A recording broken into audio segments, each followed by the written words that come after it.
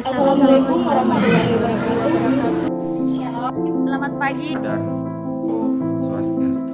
Perkenalkan, nama saya Rizka Ananda, stambuk A40119006.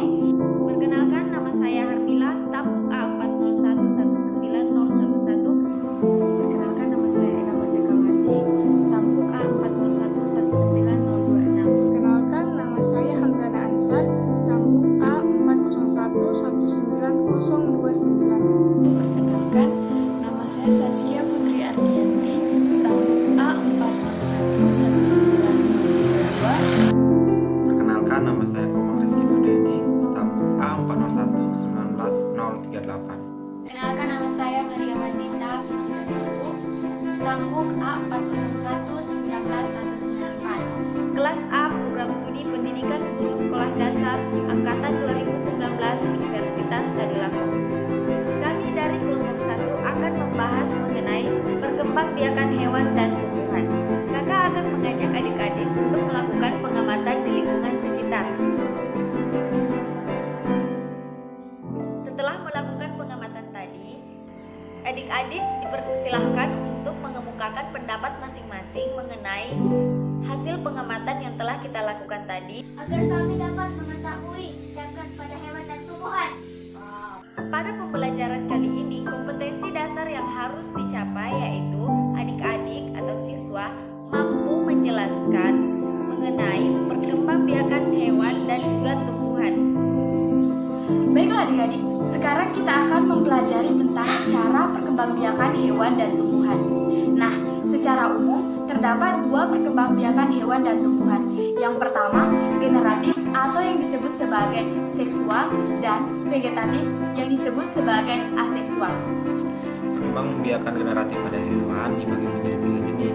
Yang pertama, ovipar atau yang disebut sebagai bertelur. Yang kedua, vivipar atau yang disebut sebagai hewan yang melakukan perkembangbiakan dengan cara melahirkan atau beranak. Hewan perkembangbiakan secara vivipar biasanya disebut juga dengan hewan mamalia atau hewan yang menyusui. Perkembangbiakan ovovivipar merupakan kombinasi dari ovipar dan vivipar. Artinya, ovovivipar ini merupakan jenis hewan bertelur dan juga beranak. Selanjutnya, perkembangbiakan vegetatif. Perkembangbiakan vegetatif pada hewan juga dibagi menjadi 3 jenis.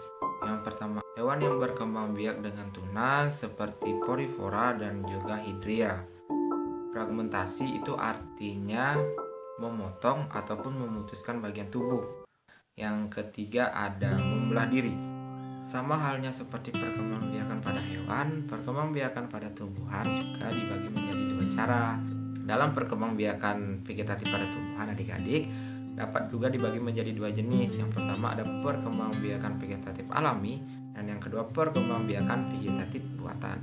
Perkembangbiakan vegetatif alami seperti spora pada tanaman jamur, lumut, paku dan yang lainnya.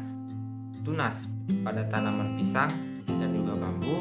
Yang ketiga ada umbi seperti umbi jalan, umbi batang, kentang dan yang lainnya, dan juga geragih atau batang yang tumbuh di atas permukaan tanah seperti pada tanaman stroberi. Nah, yang kedua, perkembangbiakan vegetatif buatan. Contohnya seperti stek, cangkok, populasi atau menempel, menyambung, serta kultur jaringan. Jadi, kalau kakak mengamati kan, kalian memilih amati hewan dan tumbuhan apa? Hewan, ayam. Kalau tumbuhan, jeruk. Oke. Jadi kita langsung ke tempat pengamatannya.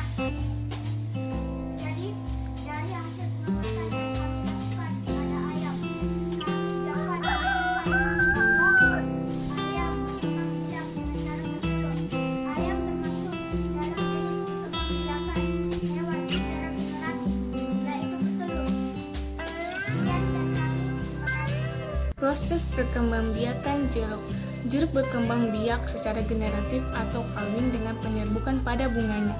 Perkawinan pada bunga jeruk terjadi saat proses menempelnya serbuk sari atau segmen dari benang sari pada kepala putik atau stigma. Jadi pembelajaran hari ini yaitu kesimpulannya perkembangbiakan pada hewan dan tumbuhan ada 2, yaitu vegetatif dan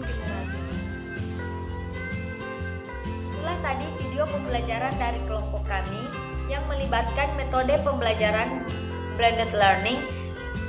Kami ucapkan banyak terima kasih. Wabillahi taufiq wal hidayah. Wassalamualaikum warahmatullahi wabarakatuh.